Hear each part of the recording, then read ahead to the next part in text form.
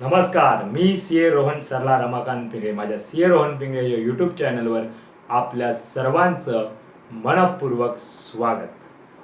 सुरुवात करूया mission digital Bharat या व्हिडिओ सिरीजमधल्या भाग 9ला. आपण बऱ्याच कालावधीनंतर आज भेटतो आहोत या व्हिडिओ सिरीजमध्ये. पण मी कुठलाही विषय तुमच्यासमोर मांडताना त्याचा एक चांगला अभ्यास करूनच तुमच्यासमोर ते सादर करण्याचा प्रयत्न करतो, जेणेकरून ते चांगलं पोहोचवावं.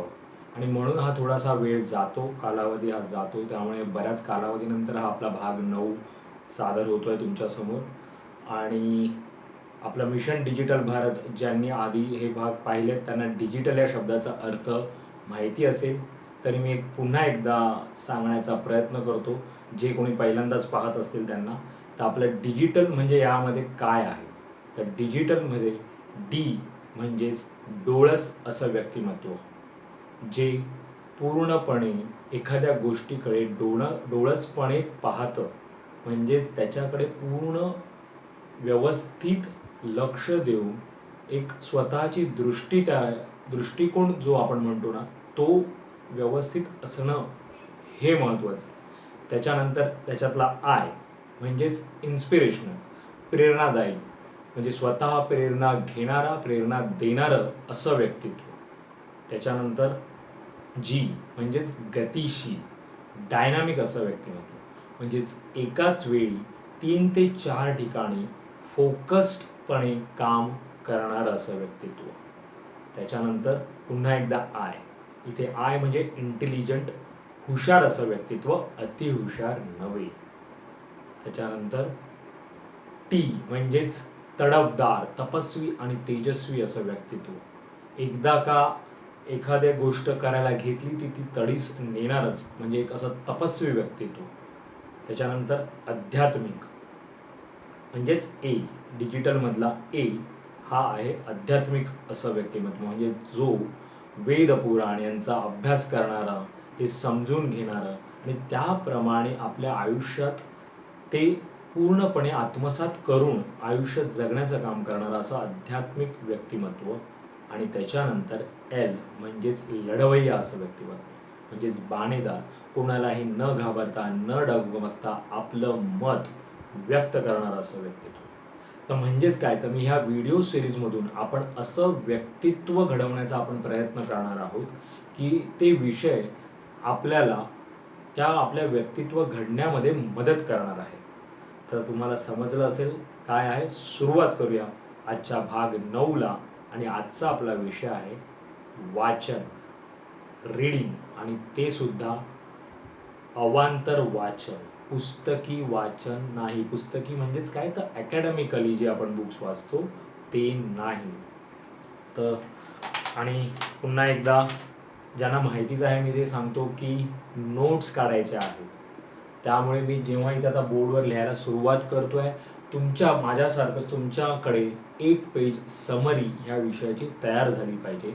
म्हणजेच काय, तर तुम्ही ते कधीही नंतर वाचू शकता, ते तुम्ही पाहू शकता की काय आपण शिकलं आहे आणि आपल्याला काय करायचं आहे. आणि कुठलाही विषय असतो ना, तो समजून घ्यायचा असेल वाचताना म्हणा किंवा हे असं पाहताना व्हिडिओ, तुम्हाला नोट्स काढायची सवय ठेवायची. आणि नोट्स त्याही पेन आणि डायरी घेऊन काढल्यात तर अतिउत्तम. डिजिटल इथे व्हिडिओ सिरीजचं नाव असलं तरी मला ते डिजिटल पटत नाही. तुम्ही लॅपटॉप म्हणा किंवा कम्प्युटरवरती, तुम्ही आता कुठेतरी दुसरीकडे असताना हा व्हिडिओ पाहत असाल जिथे तुम्ही लिहू शकत नाही आहे, तर ठीक आहे, त्यावेळी तुम्ही पॉज करून व्हिडिओच्या नोट्स, त्या विषयाच्या नोट्स तुम्ही मोबाईलमध्ये टाईप केलं किंवा काय केलं. पण जर तुम्ही व्यवस्थित कुठे बसला असाल, घरी तुम्ही असाल, तर नोटपॅडवरती ते तुम्हाला उतरवायचे आहेत नोट्स. आणि ते छानपैकी एक पेज समरी झालं पाहिजे. कारण लिहिल्यामुळे आपलं छान डोक्यात ते बसतं, ते महत्त्वाचं. तर आपला आजचा विषय आहे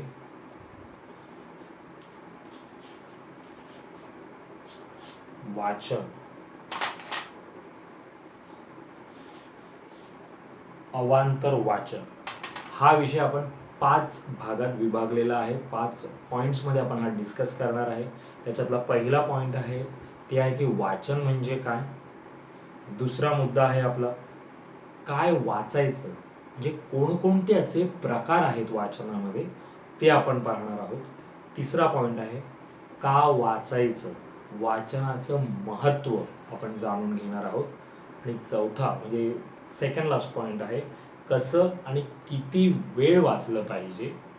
आणि सगळ्यात महत्त्वाचा शेवटचा मुद्दा आपण डिस्कस करणार आहोत ते वाचायची आवड कशी निर्माण करायची जर नसेल तर. कारण का काही जण तुम्ही असाल ज्यांना वाचायची आवड असेलच, ते उत्तमच आहे. पण जर नसेल, तुम्हाला तो प्रश्न पडत असेल की यस वाचायची आवड कशी निर्माण करून घ्यायची असेल, तर तेही आपण डिस्कस करणार आहोत. आणि ते आपण त्यावेळी आपण थोडा मी माझा अनुभवही शेअर करेन की मी कसं वाचायचं, म्हणजे ती कशी सुरुवात केली मी सुद्धा आणि ती कशी पुढे वाढत गेली, कसा प्रगल्भ होत गेला या वाचनाच्या याच्यामुळे, ते पण मी थोडंसं त्या अनुषंगाने बोलीन त्यावेळी. तर आपण आता पहिलं सुरुवात करूया आपल्या पहिल्या मुद्द्याला, वाचन म्हणजे काय.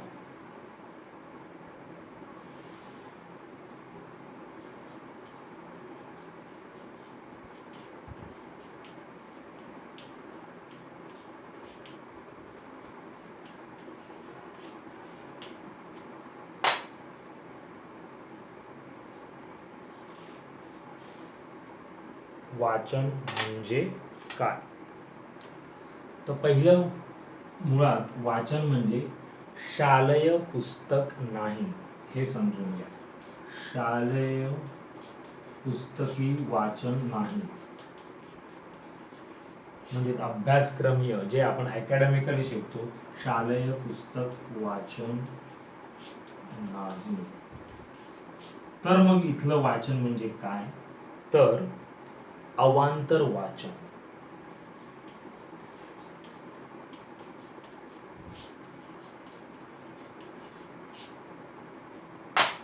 म्हणजेच काय, तर शालेय पुस्तकं सोडून जे काही वाचन तुम्ही करणार, म्हणजे हे जी शालेय अभ्यासक्रमीय पुस्तकं जी आपण वाचतो ती सोडून कोणताही वाचन जे असणार, ते कुठलंही तुम्ही वाचन कराल ते तुमचं अवांतर वाचन म्हणून समजलं जातं. म्हणजेच काय, तर शालेय पुस्तकी वाचन सोडून आपण जे वाचतो ते झालं अवांतर वाचन. आणि हे सर्व व्हिडिओज तुम्ही तुमच्या मुलांपर्यंत, तुमच्या फॅमिलीजमध्ये जे कोणी आता 10 ते 11 वर्षाच्या वयोगटामध्ये असतील तर त्यांना तुम्ही हे दाखवा, त्यांना हे समजू द्या. कारण का तिथूनच आपले व्यक्तित्व एक घडणार आहे. कारण का तो एक असा कालावधी असतो ज्यावेळी अशा गोष्टी पाहिल्या गेल्या पाहिजे, ऐकल्या गेल्या पाहिजे, समजून घेतल्या पाहिजे. कारण का तो व्यक्तिमत्व विकासाचा तो एक वयोगट असतो, एक 10 ते 11 वर्षानंतर ते 20-22 हे असं एक कालावधी आहे ना. आणि भले तुम्ही आताही स्वतः 25 ते 30, 35, 40 मध्ये असाल आणि तुम्हाला असं वाटत असेल की आपण ह्या गोष्टी केल्या नाहीत, तर अजून तुमच्याकडे भरपूर वेळ आहे. तुम्ही सुरुवात करा. सुरुवात करायला कशाचंही बंधन नसतं, ना वयाचं ना काही. चांगली गोष्ट सुरुवात आपण कधीही करू शकतो. तर आता आपण वाचन म्हणजे काय हे समजून घेतलंय. आपण आता दुसऱ्या पॉईंटकडे वळूया. काय वाचायचं, काय प्रकार कोणते कोणते, काय वाचायचं.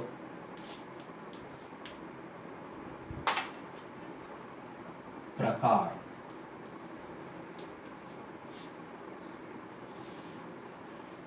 आता असे कोणकोणते प्रकार आहेत वाचनामध्ये जे वाचले गेले पाहिजे. तर त्याच्यातला पहिला सर्वात महत्वाचा आहे चरित्रात्मक. चरित्रात्मक वाचन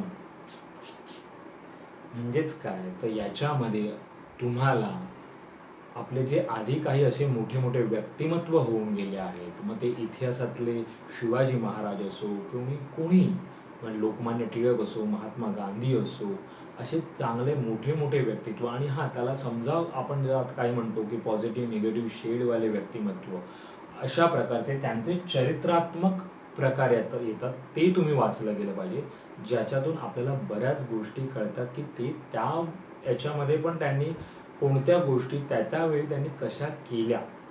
तर अशा गोष्टी झाल्या. हे झालं चरित्रात्मक वाचन. ठीक आहे. दुसरं आहे आध्यात्मिक वाचन. आध्यात्मिक म्हणजेच काय, तर संत साहित्य.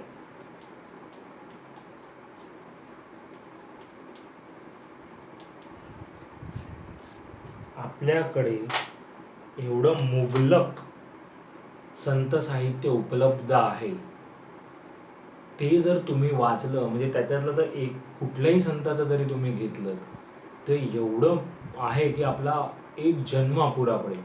एवढं मुबलक संत साहित्य आणि त्याच्यामध्ये एवढं छान शिकवण आहे. आणि ह्याच गोष्टी आपण कुठेतरी आपल्या शैक्षणिक अभ्यासक्रमात टाकायचं आपलं सुरुवात झाली पाहिजे. जी आता झाली म्हणजे इंग्रजांच्या काळून ब्रिटिश पद्धतीमध्ये जे शिकवण आता आपली शिकवली जाते शाळेमध्ये, ती कुठेतरी आपली गुरुकुल पद्धत जी होती ती बंद झाल्यामुळे ह्या गोष्टी आपल्या संत साहित्य झालं, चरित्रात्मक झालं, हे पूर्णपणे म्हणजे म्हणतात नाही थोडंसं काय म्हणतात त्याला, अशी त्याला त्याला का गोष्टीला अर्थच नाही आहे. त्यामुळे आता आपलं पुढचं अभ्यासक्रमीय शैक्षणिक पद्धतही ह्या गोष्टींवरती गुरुकुल पद्धतमध्ये जे शिक्षण जसं शिकवलं जायचं ना ते झालं पाहिजे. आणि जर आता होत नसेल तर तुम्ही ती घरात सवय लावा. तुम्ही पहा बाहेर ॲक्च्युली आपली भारतीय शिक्षण पद्धती, सनातन पद्धती म्हणा किंवा गुरुकुल पद्धत म्हणा, त्यात कसं शिक्षण होतं. तुम्ही जरी आता तुमचे मुलं जरी कॉन्व्हेंटमध्ये किंवा इंग्लिश मिडियममध्ये कुठल्या अशा प्रकारच्या बोर्ड्स जे आपले आता आहेत त्याच्यात जरी शिकत असतील, तर तुम्ही त्यांना ह्या गोष्टींची अवांतर वाचनामध्ये ह्या गोष्टींची सवय लावा. कारण का पुढे आयुष्यात जगण्यासाठी हे फार महत्त्वाचं होतं. ते अकॅडमिकली जे आता आपलं आहे त्याच्या करिक्युलमचा आपल्या आयुष्य घडण्यामध्ये फार म्हणजे मी तर म्हणेन 1% उपयोग होत आहे. तुम्हाला जर आयुष्य छानपैकी व्यवस्थित जगायचं असेल आणि जे तुम्ही आपण आता काही आपलं जुनं पाहतो ऐकतो तर त्याच्यामध्ये ह्या गोष्टीचा खूप मोठा वाटा होता, अशा वाचनाच्या प्रकाराचा किंवा अशा प्रकारच्या अभ्यासाचा. त्यामुळे त्यांना तुम्ही स्वतः आणि सवय लावून घ्या. जर असेल तर चांगली आहे, ती तुमच्या पुढच्या पिढीपर्यंत पोहोचवा. आणि नसेल तर तुम्ही तुमच्या त्या पुढच्या पिढीबरोबर तुम्ही स्वतःही ती सवय लावून घ्या. आणि म्हणून आपण हे असे काही विषय निवडतो आणि मी तसे मांडण्याचा तो प्रयत्न करतोय की मला काय सांगायचं आहे याच्यात. तर तिसरा प्रकार आपण पाहू, कथा, कविता, कादंबरी.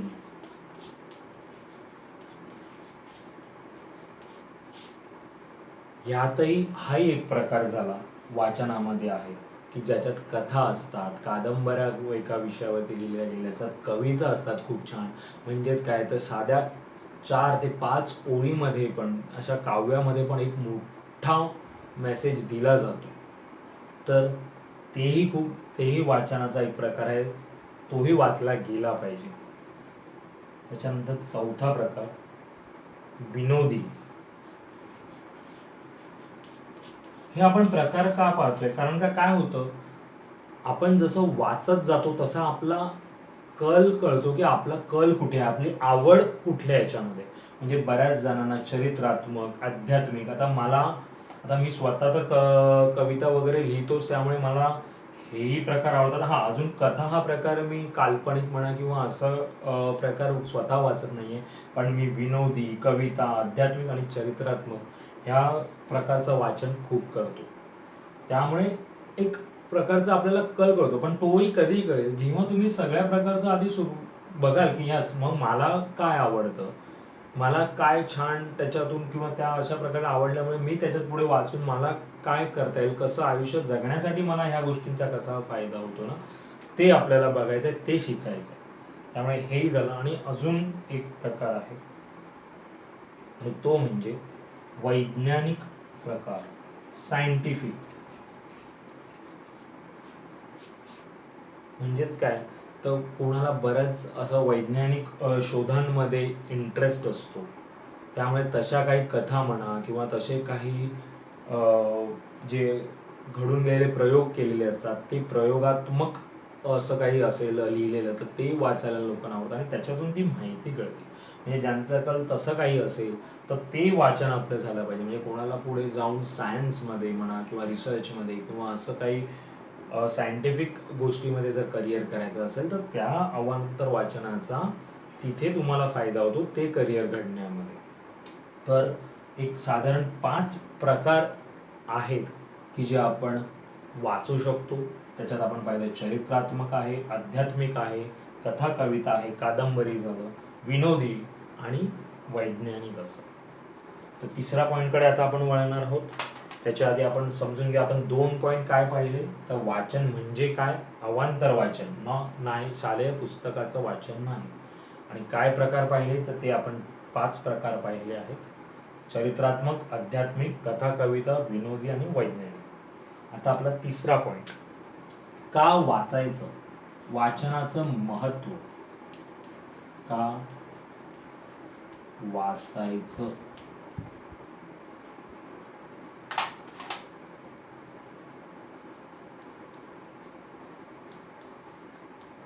वाचनाचं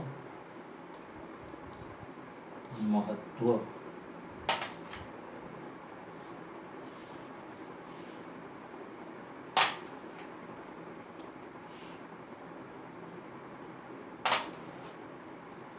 का वाचलं गेलं पाहिजे.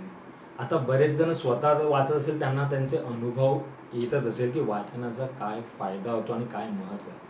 पण जे अजून चाचपडत असतील, काही नवीन जे आहे, मी बोललो ना वयोगट 10 ते 15, त्यांना हे समजेल की का वाचलं गेलं पाहिजे, काय महत्व आहे. तर सगळ्यात पहिला मुद्दा आहे त्याच्यामध्ये येतो एक की अनुभवात भर पडते, आपल्या एक्सपिरियन्स वाढतो, आपला अनुभवात भर पडते.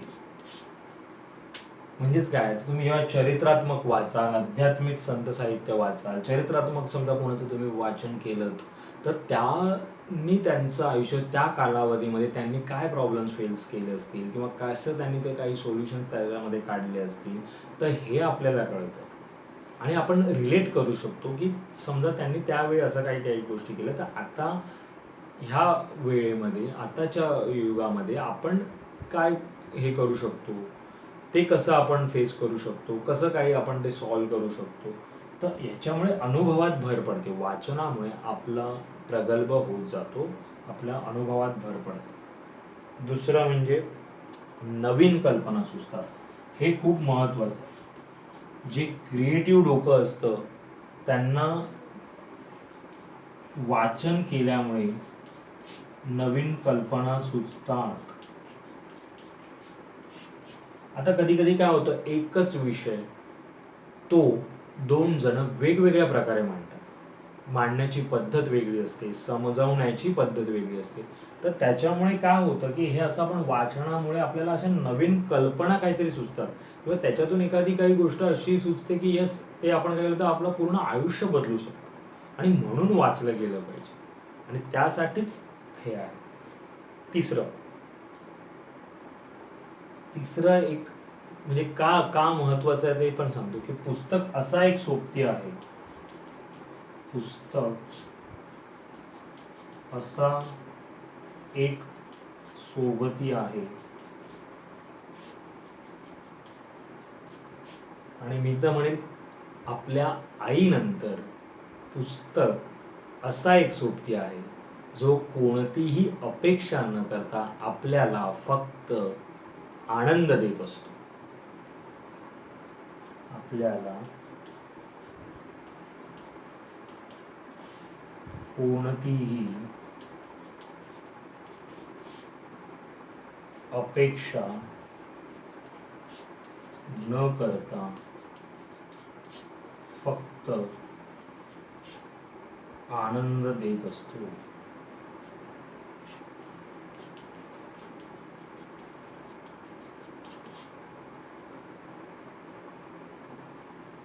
कारण का, हे तुम्ही स्वतः जेव्हा जे वाचत असेल त्यांना हे अनुभव मिळाला असेल की त्या पुस्तकाला त्या याच्यातून त्यांना काही अपेक्षा नसते, एकतर्फी असतं, आपल्याला फक्त त्याच्यातून मिळतं, ते फक्त आपल्याला काहीतरी देत असतं, आपण घेत असतो.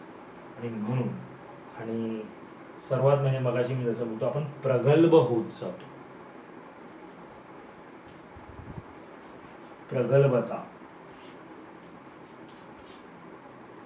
आपण समृद्ध होत असतो त्या अनुभवातून, त्यांच्या म्हणजे नवीन कल्पना सुचल्यामुळे म्हणा, किंवा ह्या सगळं बोलू ना, जे काही आपल्याला फक्त मिळत असतं आणि त्याच्यामुळे आपल्याला पूर्णपणे आपलं एक म्हणतो ना, आयुष्याला टर्निंग पॉईंट मिळतो.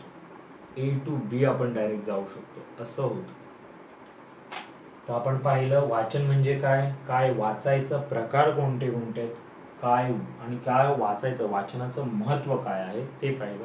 आणि आता आपण वळूया चौथ्या आपल्या पॉईंटकडे, मुद्द्याकडे.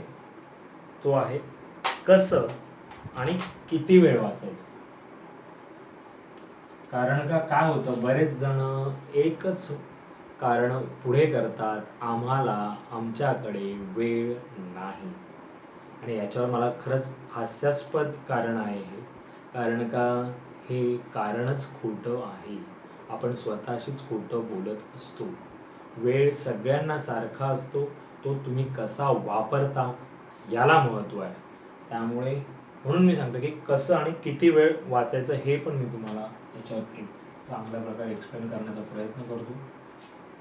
कसं आणि किती वेळ.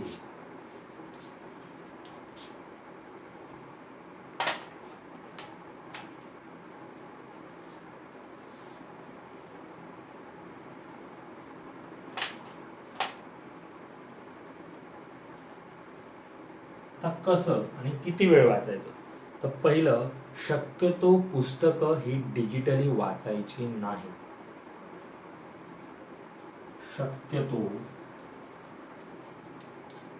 कारण का तुम्ही आता बोलाल आताची पिढीच ही डिजिटल आणि टेक्नॉलॉजी असू द्या, पण तरीही मी म्हणेन पुस्तकं शक्यतो डिजिटली. आणि जरी माझं हे मिशन डिजिटल भारत असेल, तर तसं मी सांगितलं डिजिटल म्हणजे ते आत्ताच्या तसं पिढीला थोडा तर तो शब्दच होण्यासाठी मी तो डिजिटल हा शब्द आहे. खरं तर आपली ही व्हिडिओ सिरीज आहे की एक व्यक्तित्व घडण्यासाठी आणि त्यांना थोडंफार त्यांच्या कलाने घेण्यासाठी आताच्या पिढीच्या, म्हणून मी तो शब्द मिशन डिजिटल भारत हे असं व्हिडिओ सिरीजमध्ये एक नामकरण दिलं. पण म्हणून त्यात मी प्रत्येक वेळी म्हणत असतो की डिजिटल तेवढ्यापुरतं तेवढंच ठेवायला हवं. शक्यतो डिजिटल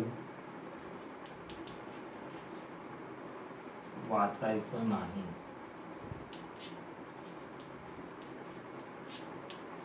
हातात पुस्तक घेऊन वाचन मी म्हणेन की श्रेयस्कर आहे.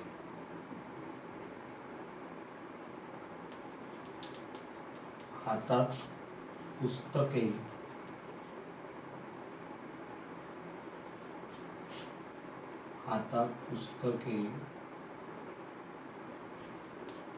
घेऊन वाचणे, हातात पुस्तकं घेऊन वाचणे अति उत्तम.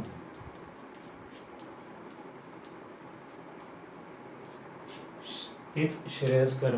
आणि का तर कसं असतं आणि काय होतं माहिती आहे का, तुम्ही डिजिटल च्या ह्याच्यामध्ये मोबाईल म्हणा, लॅपटॉप्स म्हणा, आयपॅड्समध्ये म्हणा, त्याच्यामध्ये वाचण्यापेक्षा जेव्हा तुम्ही एक पुस्तक हातात घेता तेव्हा त्याला एक सुगंध असतो. त्या पानांमध्ये, पुस्तकाच्या पानांमध्ये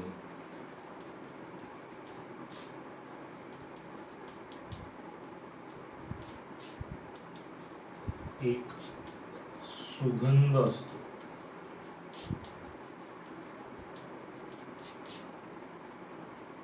पुस्तकाच्या पानांमध्ये एक सुगंध दरवळत असतो आणि तो पण आपल्याला एक चांगलं आल्हाददायक वाटतं. त्यावेळी एक प्रसन्नता निर्माण होते, एक सकारात्मक एन्व्हायरमेंट आपल्या आजूबाजूला क्रिएट होते आणि म्हणून ते पुस्तक हातात घेऊन वाचायचं असतं.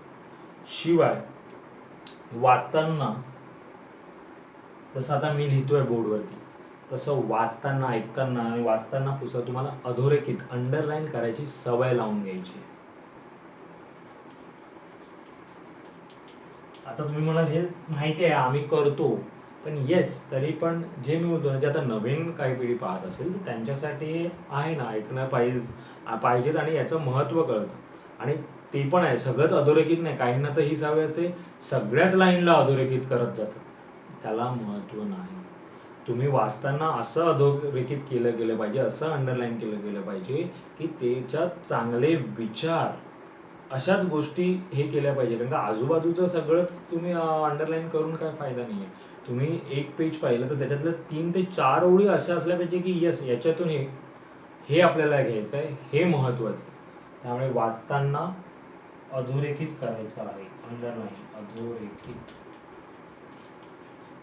करणे, ती सवय लावून घ्यायची. आणि नंतर काय करायचं, ही सवय लागली, हे झालं, पूर्ण पुस्तक वाचून झालं की जे जे तुम्ही अंडरलाईन केल्यात, बरोबर, जे जे काय तुम्ही अधोरेखित केलंय ते सगळं एका डायरीत लिहून काढायचं. अधोरेखित केलेलं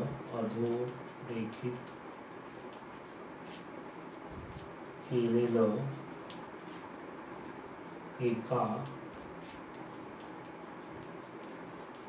डायरीत लिहून काढणे.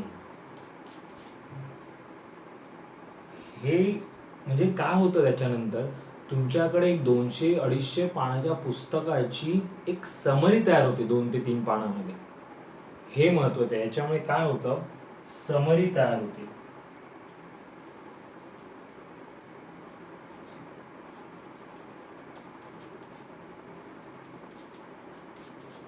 आणि हे फार महत्वाचं आहे.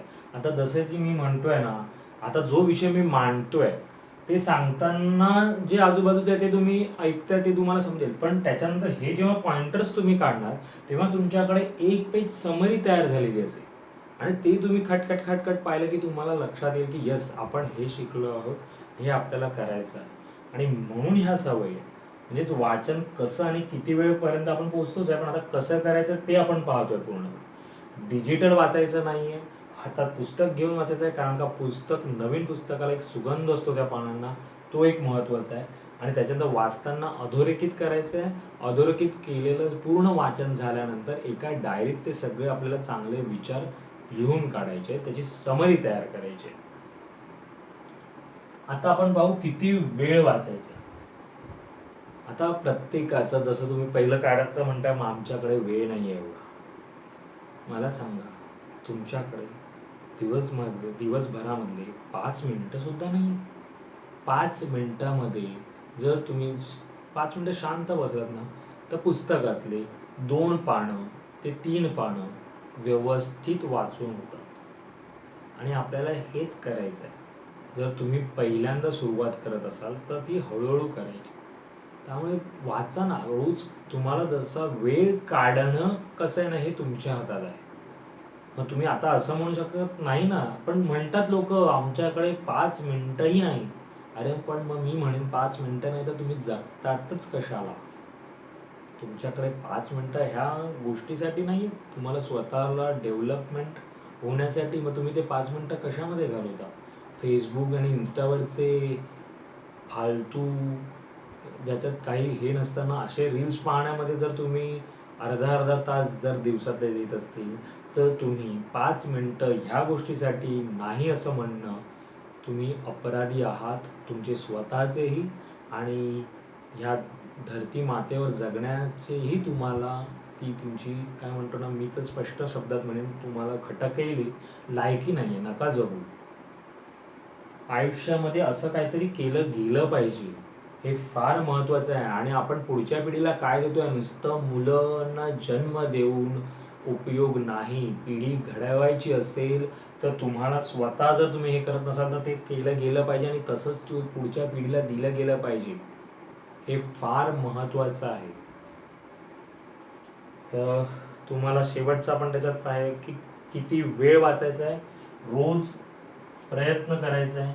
प्रयत्न मी म्हणतोय कारण का आता अपेक्षा करतोय मी, म्हणून रोज 5 ते 10 मिनिटं वाचण्याचा प्रयत्न करा.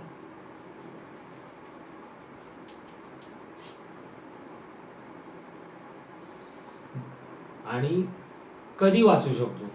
सकाळी उठल्यावर वाचा सगळ्यात उत्तम, आणि रात्री झोपण्याच्या आधीही वाचा. आणि जर तुम्ही प्रवास करत असाल 1-1 तास 2-2 तास, कारण का मी मुंबईच्या लोकल ट्रेनमधला प्रवास केलेला आहे. दिवसातले 3-3 तास प्रवास करतो. त्यावेळी माझी लोकल म्हणजे एक लायब्ररी होती, आणि मी माझ्या त्या लोकल प्रवासामध्ये माझ्या CAचा अभ्यासही केलेला आहे आणि हे असं अवांतर वाचनही केलेलं आहे.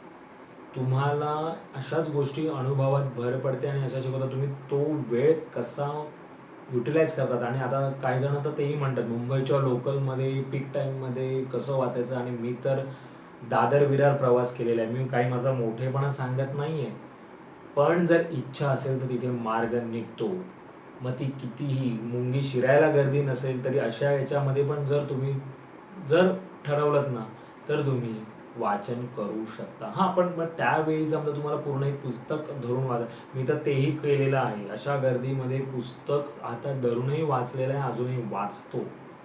पण तसंही तुम्हाला मॅनेज होत नसेल तर अशा वेळी तुमच्या आता जेव्हा मोबाईल असतो ना, त्यावेळी ते असे आलतू-फालतू पबजीचे गेम्स खेळण्यापेक्षा किंवा असे काही दुय्यम मंडपाची पण लायकी नाही असं काही करण्यापेक्षा वाचा, चांगलं पहा, चांगलं ऐका.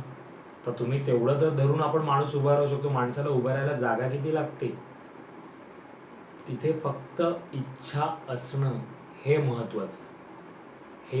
हा व्हिडिओ मला माहिती आहे, जे बघतील त्यांनी पूर्ण पाहिला तर त्यांना नक्कीच याच्यातून भरपूर काही मिळू शकतं. आणि माझा तोच प्रयत्न आहे की हे मी पण स्वतः करतोय, शिकतोय ह्या गोष्टींमधून, आणि तेच तुमच्यासमोर मांडण्याचा प्रयत्न करतोय. असं काही वेगळं मी पण काय नाही, पण ते आहे की माणूस काही ठरवलं ना तर शक्य आहे. आपल्यातच कृष्ण आहे, आपल्यातच अर्जुन आहे. त्यामुळे आपणच आपले जर प्रश्न निर्माण आपल्याला होतात तर आपली उत्तरं आपल्यालाच आपल्याकडे असतात. म्हणूनच मी म्हटलं की आपल्यातच कृष्ण पण आहे, आपल्यातच अर्जुन पण आहे, हे समजून घ्या. तर ते तुम्हाला करायचं आहे. आणि आता आपण जसं म्हटलं की 4 मुद्दे झालेत, 5व्या मुद्द्याकडे आपल्याला वळायचं आहे. त्याच्या आधी आपण बघू परत एकदा उजळणी करू काय आपण शिकलो. वाचन म्हणजे काय? तर वाचन म्हणजे अवांतर वाचन, शालेय पुस्तकी वाचन नाही.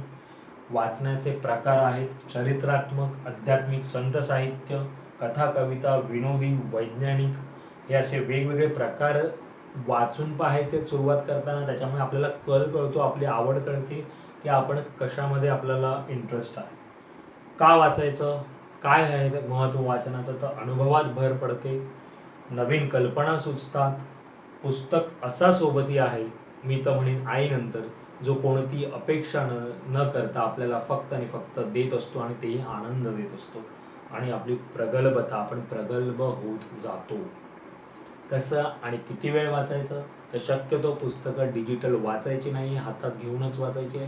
कारण का एक नवीन पुस्तकांना त्याच्या पानांना एक चांगला सुगंध असतो, एक सकारात्मकता त्याच्यातून आपल्याला मिळत असते. त्याच्यानंतर वाचताना अधोरेखित करायचं आहे, अंडरलाईन्स करायचे आहेत, आणि ते सगळं वाचून झाल्यानंतर, एक पूर्ण पुस्तक वाचून झाल्यानंतर जे काही आपले अंडरलाईन्स केलेले असतील ते एक वेगळ्या डायरीमध्ये लिहून काढायचे आहे. 2 ते 3 पानाची ती समरी आपली असणार आहे.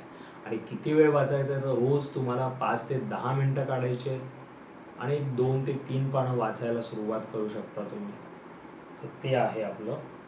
आणि आता आपण हे करणार आहे की वाचनाची आवड आपल्याला कशी निर्माण करता येईल. आपला 5वा मुद्दा आहे वाचनाची आवड कशी निर्माण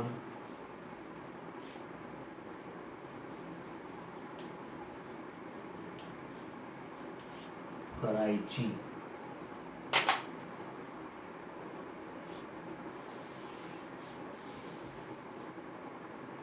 आता यात कसं निर्माण करायची वाचनाची आवड, तर हे पण माझा स्वतःचा अनुभव, पण मी जसं म्हटलं व्हिडिओच्या सुरुवातीच्या आधी त्याच्यामध्ये मी शेअर करीन तुम्हाला.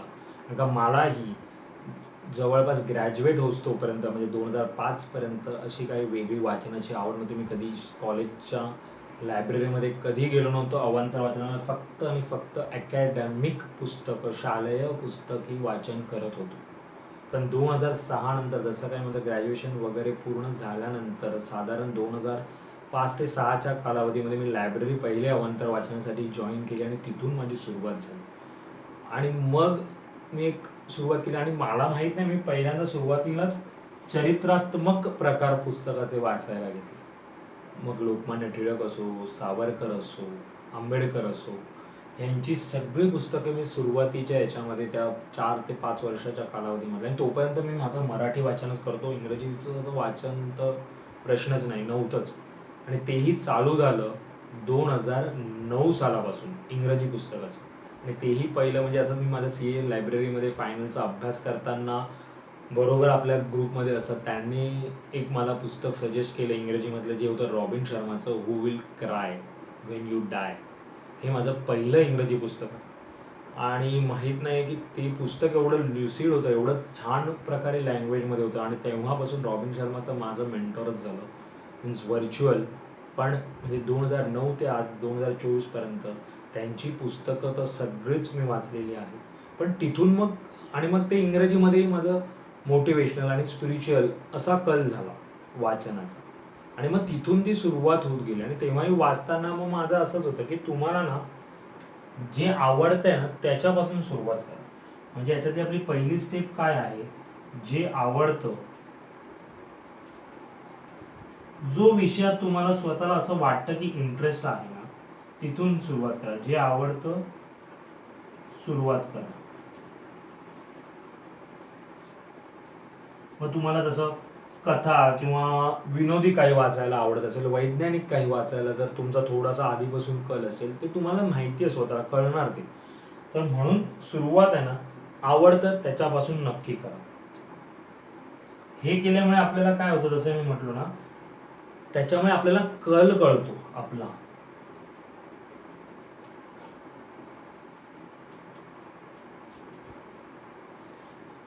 की आपण काय कुठल्या प्रकारचं वाचन करू शकतो हे आपल्याला समजतं. म्हणून आधी सुरुवात करायची की तुम्हाला एवढं तरी आपल्याला प्रत्येकाला माहिती असतं की येस, मला हे आवडतं, मला हे वाचायला थोडा आनंद मिळतो, किंवा मी ॲटलिस्ट 10 मिनिटं हे वाचताना एका ठिकाणी बसू शकतो वाचायला. तर तिथून करायचं. आणि मग तिथूनच आपल्याला कल कळतो. मग वेगवेगळ्या प्रकारचं वाचन हळूहळू त्याच्यातून कळतं की आपण कुठे रमतो आहोत, कुठून कुठल्या गोष्टीचा आपल्याला आणि कसा आपण आपल्या आयुष्यात त्याचा फायदा करून घेऊ शकतो ते कळतं. तिसरं आहे, आपल्याला फक्त, मी जसं इथे थोडं तुम्हाला म्हटलं ना, 1 ते 2च पानं वाचायचे तुम्हाला. मी तर म्हणेन एकदमच तुम्ही नववाचक असाल तर दिवसाला सकाळी किंवा कधीही तुम्ही एक 5 लाईनचा पॅरा वाचलात ना तरी खूप झालं. तिथून सुरुवात करा. एकदम इथे म्हणतोय 1 ते 2 पानं,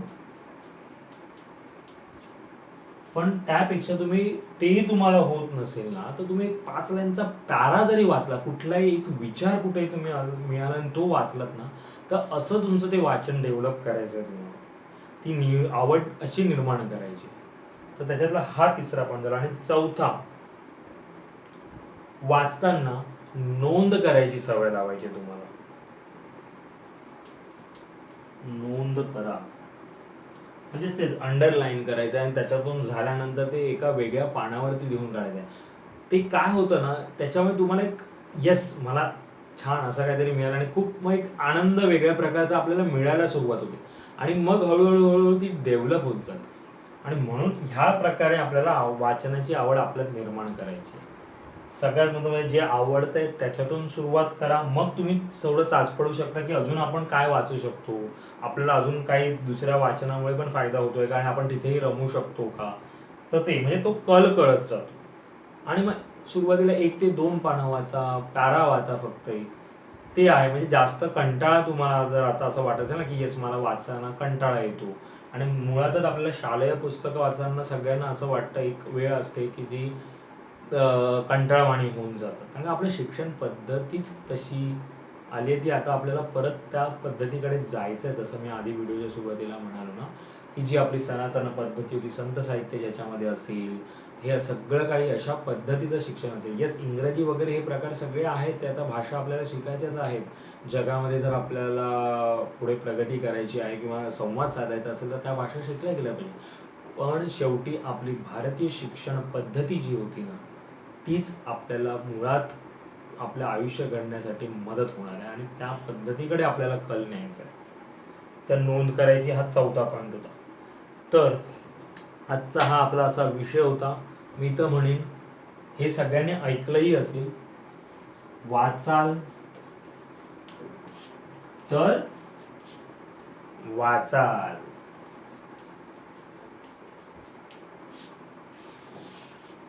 हे आपलं आजचं सेशन होतं. आजचा आपला व्हिडिओ सिरीज मधला हा विषय होता.